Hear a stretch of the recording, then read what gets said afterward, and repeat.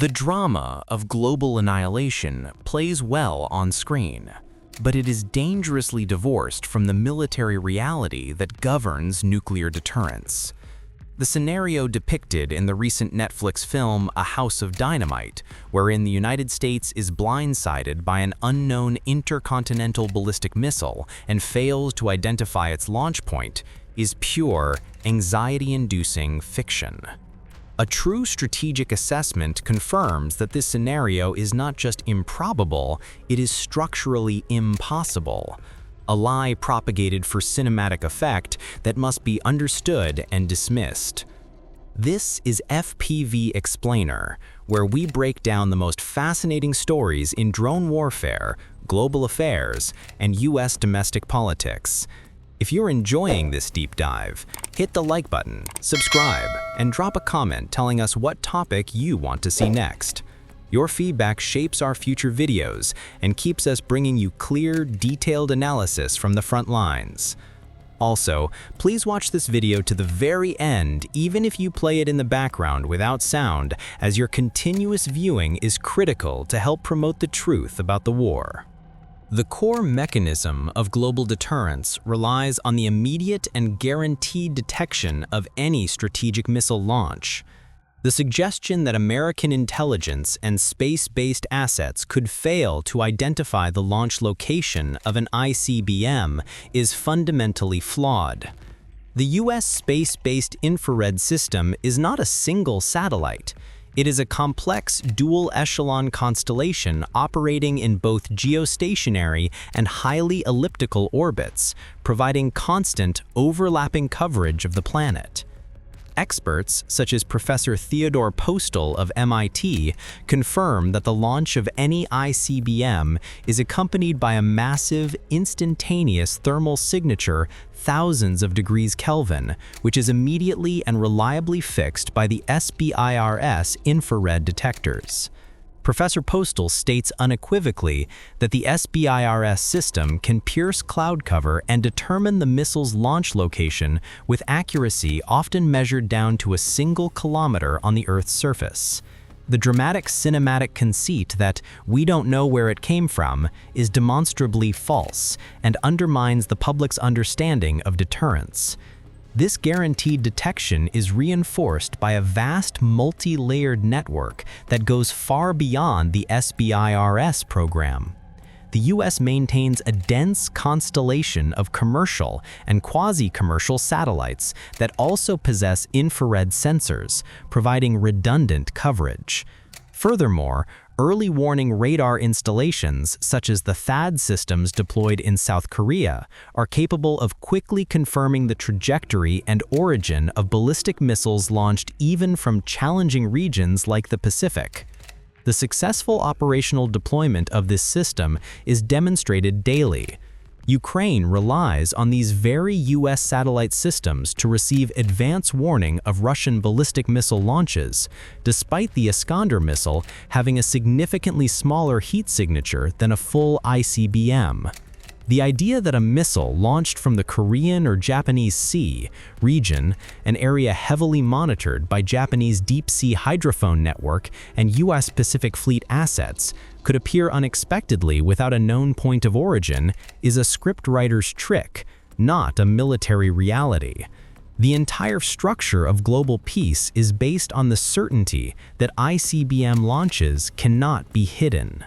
We move now from the verifiable certainty of U.S. missile detection to the realm of speculative fiction promoted by the Kremlin.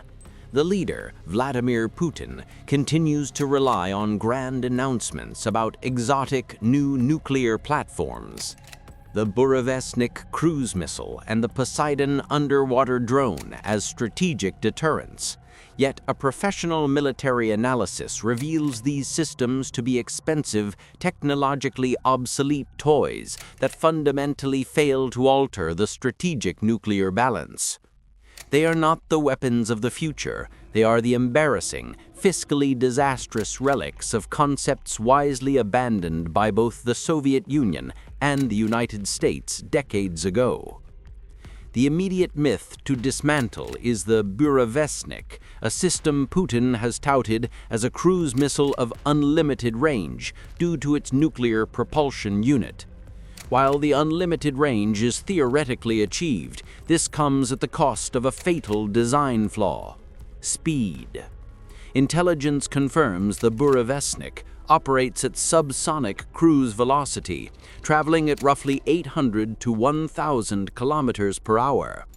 In the context of strategic warfare, this speed is a catastrophic vulnerability. The moment the missile is detected over the Arctic or North Pacific, a window of detection the U.S. is constantly improving, the North American Aerospace Defense Command has an enormous time advantage.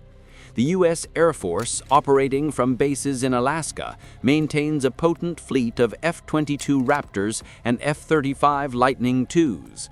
These fifth-generation fighters can be rapidly deployed to the interception zone. With the missile traveling for 6 to 8 hours before reaching its target, the U.S. possesses ample time to scramble fighters, deploy aerial refueling tankers, and engage the slow-moving target with a massive salvo of air-to-air missiles. This makes the Burevestnik a technologically backward system that is easily intercepted, serving primarily as a mobile, nuclear-powered target drone. The second illusion is the Poseidon underwater drone, a purported nuclear-armed torpedo capable of generating devastating coastal tsunamis. This concept, too, is derived from a long-discarded Soviet project. The Poseidon is a colossal apparatus designed to travel at extreme depth, yet its propulsion system ensures it possesses a significant vulnerability: noise and speed. The drone is too slow and, relative to modern silent submarines, too loud to function as an effective surprise weapon. The U.S. and its Pacific allies maintain an extensive network of subsea hydrophones and surveillance systems, including the famous SOSUS network, which is constantly monitoring large swaths of the ocean floor. The slow, noisy approach of a colossal drone makes it a predictable target for U.S. anti-submarine warfare platforms. While Poseidon may possess the capability to launch its nuclear payload, its structural limitations ensure that the moment it is deployed, it is tracked and can be destroyed long before it poses a meaningful threat to the American coastline. The essential truth is that neither the United States nor China, both possessing vastly superior modern nuclear technology, has wasted resources developing these concepts since the 1980s. They are strategically irrelevant in an age when the existing ICBM fleet already guarantees mutually assured destruction. Putin's continued investment in these costly programs is therefore an act of fiscal folly. The projects drain billions from the budget, resources that are desperately needed for the war in Ukraine, and achieve no meaningful strategic benefit. They are merely expensive political props used to project an image of power that is contradicted by the technological weakness of the weapons themselves. We have analyzed the military inefficacy of Putin's exotic weapons. Now we confront the core strategic implication of his doctrine: the attempt to shatter the fundamental logic of nuclear deterrence by claiming to possess the ability to deliver a devastating, unanswerable first strike. This is the central, most dangerous element of Putin's nuclear philosophy. The bedrock of global stability is mutually assured destruction. This doctrine is simple and stark. No nuclear power will launch a strike because they know with absolute certainty that the victim's warning systems will detect the incoming missiles and launch a guaranteed retaliatory strike within minutes, often before the initial missiles even reach their targets. This threat of an instant, devastating countersalvo ensures that a first strike is self-defeating and strategically impossible. Putin's development of the Burevestnik is predicated on the theoretical notion that this doctrine can be broken. The missile's design, a low-flying, nuclear-powered cruise missile, is intended to be the key to achieving a successful first disarming strike. In theory, the low altitude and subsonic speed of the cruise missile mean it does not produce the massive thermal signature of a standard ICBM, thereby avoiding detection by US SBIRS satellites. Furthermore, its capability to traverse long-distance polar routes, hugging terrain and circumventing stationary radar sites is designed to keep it off the screens of early warning systems until it is too late. The central claim is chilling, that the missile could reach critical US command centers, submarine bases, and ICBM silos unexpectedly, neutralizing the American strategic deterrent before Washington could launch a retaliation. However, this theoretical logic is fundamentally flawed and dangerously outdated. The Russian High Command is basing its entire premise on a military intelligence gap that no longer exists. The US is not reliant solely on decades-old radar technology. It now leverages the immense power of National Reconnaissance Office satellites, a fleet that includes advanced commercial satellites equipped with synthetic aperture radar, or SAR. These SAR-equipped satellites can penetrate cloud cover and darkness to detect the movement of land and sea targets, giving US forces the capability to track the movement of low-flying cruise missiles and their launchers, long before they become an immediate threat. This reality grants the US a decisive advantage: time. With the Burevestnik moving at a subsonic speed of approximately 800 to 1,000 kilometers per hour, the US Air Defense Command would have 6 to 8 hours to detect the missile, scramble its superior air fleet, and execute a guaranteed interception within minutes. This continuous, low-cost detection capability neutralizes the missile's stealth and range, proving that the Kremlin's attempt to shatter the logic of deterrence with an obsolete weapon is a strategic farce. The only guarantee the Burevestnik offers is the failure of the first strike. We have analyzed the failure of Putin's individual wonder weapons to challenge deterrence. Now, we must confront a far more terrifying reality: the deliberate, codified shift in Russian military doctrine that views nuclear weapons not merely as tools of deterrence, but as active instruments for waging and concluding a large-scale conventional war.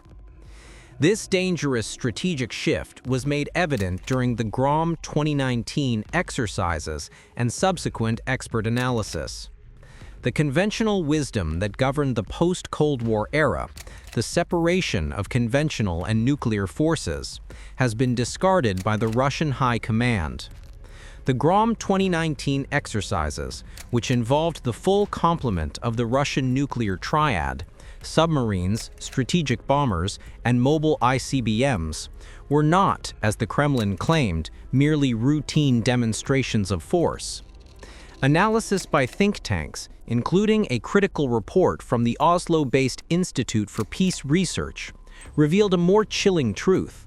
These were training simulations designed to integrate strategic nuclear capabilities with conventional, tactical, non-nuclear systems. The key takeaway from GROM 2019 was the explicit scenario planning for nuclear coercion. The exercises showed Russia rehearsing the application of nuclear weapons as an instrument of compellence, using them to enforce its will and potentially terminate a large-scale conventional conflict on favorable terms. This nuclear militarism is a complete strategic reversal, returning to a doctrine where the use of tactical nuclear weapons is normalized in a crisis scenario. The training directly involved linking short-range, dual-use systems previously applied only in non-nuclear scenarios, with the strategic nuclear umbrella. This operational blurring of the nuclear and conventional lines drastically lowers the threshold for escalation. This structural change means that in any future conflict with NATO, or in the ongoing war in Ukraine, the Russian military is doctrinally prepared to introduce a nuclear component. The leadership believes that facing an intractable conventional challenge, a tactical deadlock, or a successful counter-offensive can be solved by a limited, demonstrative nuclear strike designed to shock the opponent into immediate concession. The logic is based on the hope that the enemy, fearing total destruction, will panic and withdraw, granting Russia a decisive political victory.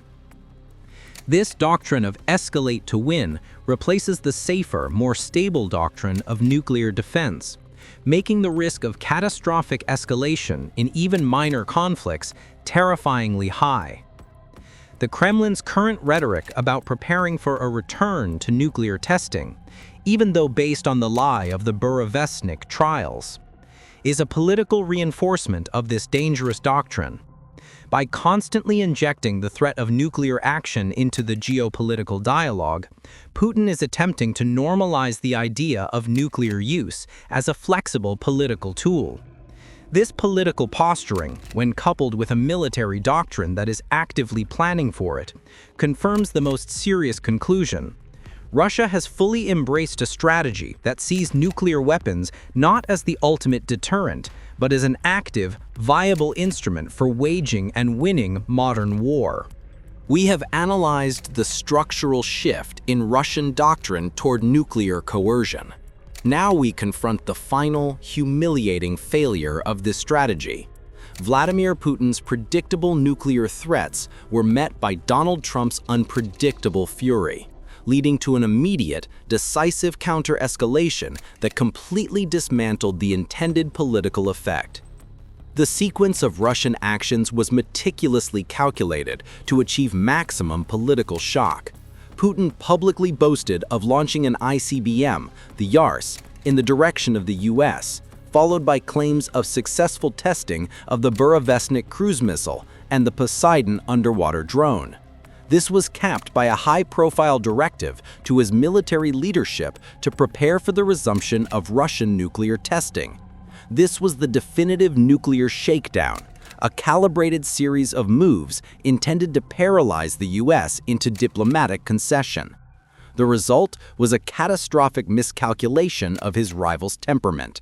Donald Trump, instead of responding with the careful, measured diplomacy that Putin anticipated, met the threat with an instant, public, and highly aggressive counter-escalation. Trump's response was governed not by policy nuance, but by the relentless need to project strength. He publicly announced that the United States would immediately return to conducting nuclear tests, a move that fundamentally threatened to unravel the decades-old global moratorium on nuclear testing. This response exposed the fundamental flaw in Putin's strategy. Trump, regardless of his knowledge of the technicalities, views any threat to U.S. supremacy as a personal insult that demands a proportional yet unpredictable demonstration of force. The U.S. countermove was not a quiet, diplomatic response. It was a loud, public declaration that the American president's button was bigger. This single act neutralized the political effectiveness of the entire Russian nuclear arsenal. Putin's threats failed to induce paralysis. They merely provoked a fiercer, more decisive response, proving that his nuclear coercion tactic no longer works. The Russian leader's failure to achieve his political goal is rooted in his strategic overestimation of his own military's prowess. He is relying on unrivaled systems that are functionally obsolete or, like the Sarmat, have failed repeatedly in testing. His faith in his strategic defenses is equally misplaced. Putin's military, having lost at least 13 high-value S-400 radar systems in the war in Ukraine, has demonstrated a structural inability to protect its own advanced defense assets. This massive attrition confirms to NATO that the Russian military is structurally fragile and that its technological claims cannot be trusted. Putin's continued reliance on bluff therefore only reinforces the American president's willingness to escalate, confident that the underlying Russian military and financial structures are too weak to sustain a prolonged, high-stakes confrontation. The strategic initiative has been completely and irrevocably lost.